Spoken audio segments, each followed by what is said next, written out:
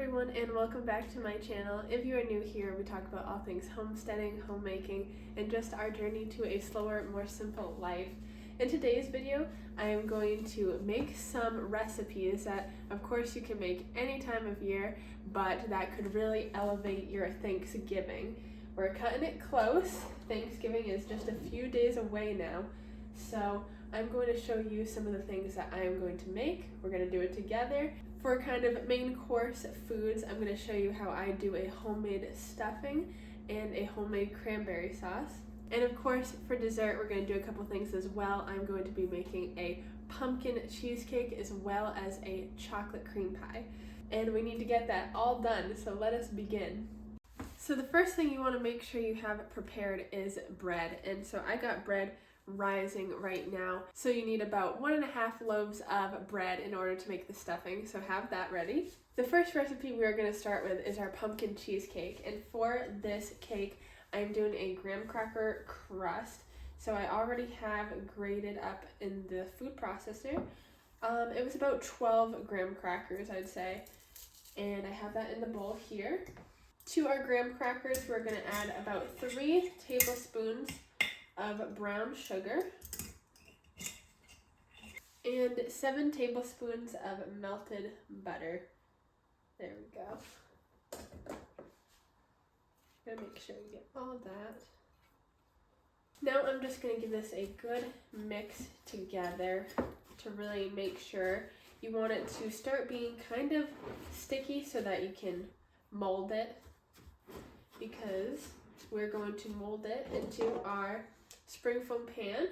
And if it doesn't seem quite sticky enough, you can always add a little more butter. You just don't want to go overboard. You don't want to see it being really liquidy, but you want it to stay together. So I think I am going to add a little more butter than what I do have in here, because you want it to be able to make shape stay together. So I'm going to melt some more butter. Okay, we have a little bit more butter here, so let's just add a little at a time. That looks much better. Now, even though there's butter in that, I'm still going to butter down the sides and bottom of my cake pan. You just don't want there to be any risk of like sticking, because that's never fun. And now I'm gonna go ahead and just dump my graham cracker crust mixture right on in. And first I'm just gonna start with my hand and spread it out and up. And then I'm gonna take the bottom of a measuring cup like this and really pack it. You want it to be very packed down and packed on the sides as well. Don't forget about that. When you are satisfied with your crust, this is what mine looks like. We're going to go ahead and put it in the fridge to start cooling while we get working on the filling for our cake. So for the filling, I'm going to go ahead and use my mixer. If you don't have a mixer, that's fine. You can use a hand mixer, or of course the old-fashioned, just using your own mixer. So first, this recipe calls for 24 ounces of cream cheese. So I'm going to go ahead and add that into my mixing bowl first thing. And then along with the cream cheese, I'm going to add my sugar before we start mixing. So it is 3/4 of a cup of brown sugar, as well as 1/2 of a cup of just regular sugar.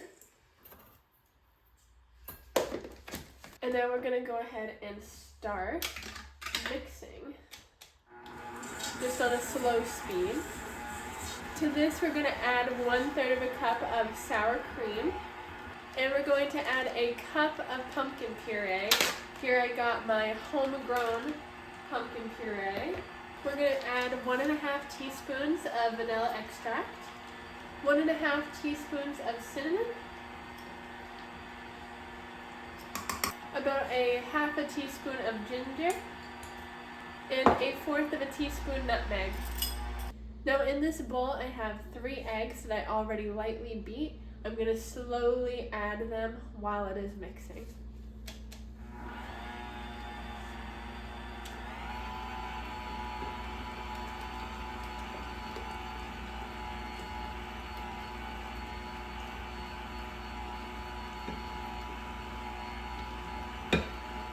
I'm going to scrape down the sides just to make sure everything's getting incorporated, and then turn it back on to continue mixing for a few minutes. Now we have our cheesecake filling all mixed. I'm going to slowly pour it into our crust. This is going into our oven at 350 for about 40 minutes, or until the center is nice and bouncy. That's what you want to look for. So I'm going to go ahead and throw this in the oven now. So while that's in the oven, I'm going to go ahead and give the kitchen a quick tidy up, just so we have a cleaner space and have some of our pots and pans and measuring cups ready for our next recipe that we're going to do.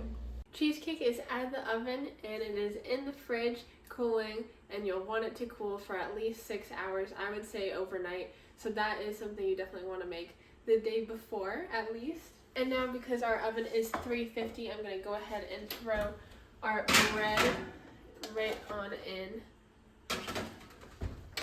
And that'll bake for between 30 to 40 minutes. So I'll put my timer on for that. Next, let's go ahead and do what I think is probably the easiest and quickest recipe, is the homemade cranberry sauce. So I have 24 ounces of cranberries in here.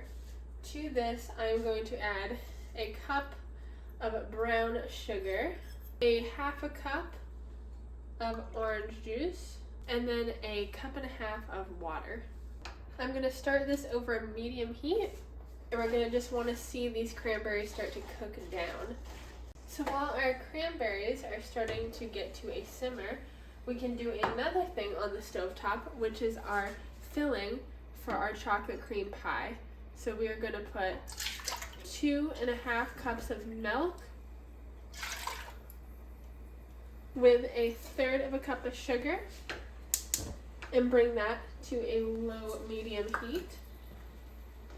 And meanwhile, in a separate bowl, we're going to get 6 egg yolks and mix it with 2 tablespoons of cornstarch. I'm going to crack it over another bowl so that the whites fall into this bowl, and we can save this if we want to make some kind of meringue. It's completely up to you. You can also just discard it. Okay, so we're mixing our egg yolk and cornstarch. We can turn the heat down on those cranberries just a tad. And we got our milk going. So what we're going to do here is called tempering the eggs. So this is starting to simmer. We're not just going to pour our eggs right into that. We're going to add a little bit of the hot liquid into our eggs and mix. A little more.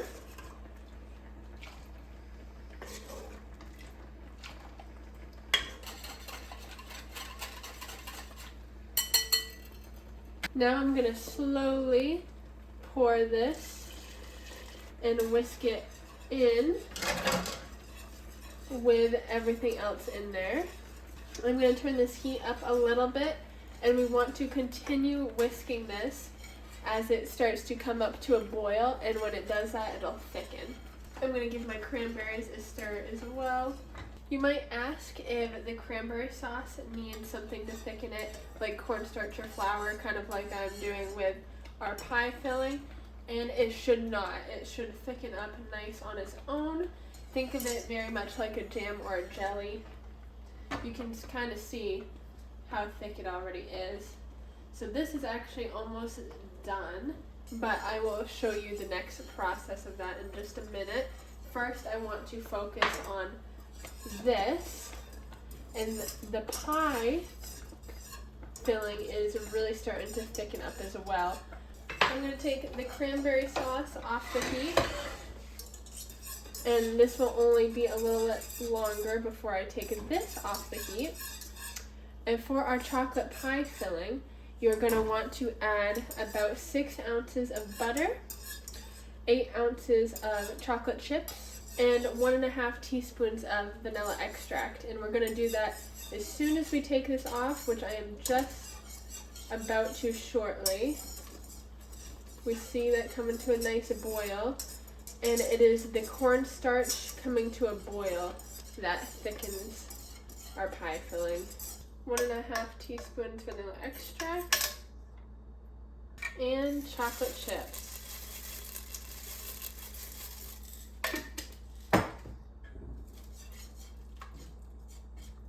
Gorgeous, gorgeous, beautiful. Nice. Now that we have everything mixed in, we don't have to worry about that for a few minutes. So we will go ahead and work on the cranberry sauce again. So you can absolutely leave your cranberry sauce as is if you don't mind the texture, which I personally don't, but my family is a big fan of the ones you get in the store, kind of the jellied ones. So we're gonna make it nice and smooth for them, and we're gonna do that by running it through this strainer. And that's all it will really take to make it be a nice, smooth cranberry sauce. I told you this one was simple, huh? This is such a great one too because cranberry sauce is such a big staple, and it is very common to get those canned ones, but unfortunately, at least all of the canned ones I've seen, the main thing they use in it is high fructose corn syrup and usually lots of other odd things as well. And it's just so simple to make at home, so why not do that? To get it to strain faster, I just go ahead and push it around, back and forth. If you just left it to sit, it would take a lot longer. So for that chocolate cream pie filling we just made, you can leave it as is, as a pudding. You can put it in any kind of a pie that you want, a normal pie crust, a graham cracker cookie pie crust. There's so many options for you.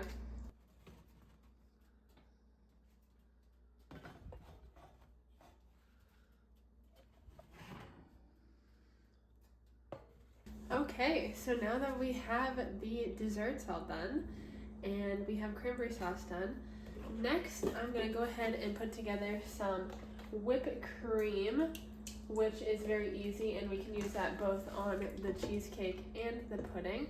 It is just heavy whipping cream and sugar. You can use granulated sugar, but I always say go with powdered sugar because then it doesn't have a gritty texture to your whipped cream. So I'm just adding whipped cream. I'm gonna start that mixing slowly. And as it's mixing, just dump some powdered sugar in there to sweeten that whipped cream. You could also use maple syrup, which would have been a good idea, or even honey, because why not? Now we're gonna whip it pretty fast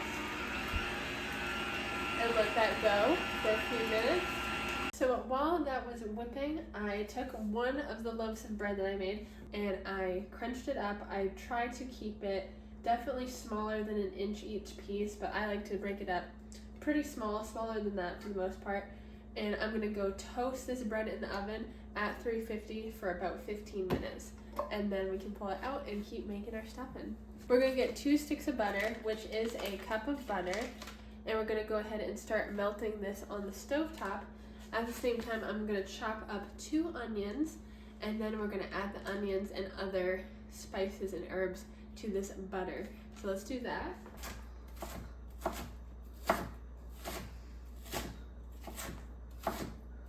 Onions are in our melted butter, and we're gonna start adding some different seasoning. Of course, we need a good amount of garlic in there. If I had fresh garlic, I would have used that, but I do not, so powder is fine. We're also gonna add some sage, some rosemary, and some thyme. And I'm not gonna measure those out, just give them a few good sprinkles. It smells so good, that herb combination. Now also I have some of the chicken stock that I made and canned up, and we are going to use some of this as well. If you're doing this the same day as you're making your turkey, you can definitely add the drippings from that or whatever other broth you may have. I just happen to have a lot of chicken broth. And in just a few minutes, the breadcrumbs are coming out of the oven, and then I'll show you how to assemble it all together. Breadcrumbs, nice and toasted. You can definitely toast them more than that too if you'd like, but this is fine. We're gonna add the rest of this broth. Then we're going to add our butter, herb, onion mixture. Now the stuffing will go into the oven and bake for about 40 minutes. So I really hope you enjoyed that video. I hope you enjoyed the recipes that we made together today. If you did and you'd like to see more in the future, please consider subscribing so that you can become part of this community of like-minded folk. I hope some of these recipes may help you elevate your Thanksgiving or any other big meal that you may be having. But just remember, the most important thing is the family and the people you have to share your food with. So have a great rest of your day, and I hope to see you next time. Bye-bye!